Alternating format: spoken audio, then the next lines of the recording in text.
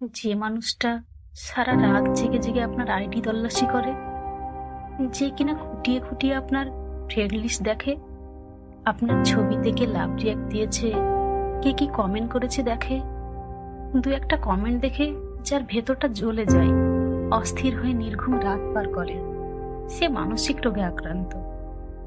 কারো সাথে আপনার কথা বলাটাই যে সহ্য করতে পারে না, সে হিংসুটে। তার মনে সবসময় একটা ভয় থাকে, আপনাকে হারানোর ভয়। যে আপনাকে অনলাইন বা কলে ব্যস্ত পেয়ে অস্থির হয়ে যায়, তার বিশ্বাস নড়বড়ে। কথায় কথায় অভিমান করা, অভিযোগ দেওয়া, কষ্ট পাওয়া, এই ইমোশনাল মানুষগুলোর ভেতরটা একটু দেখুন।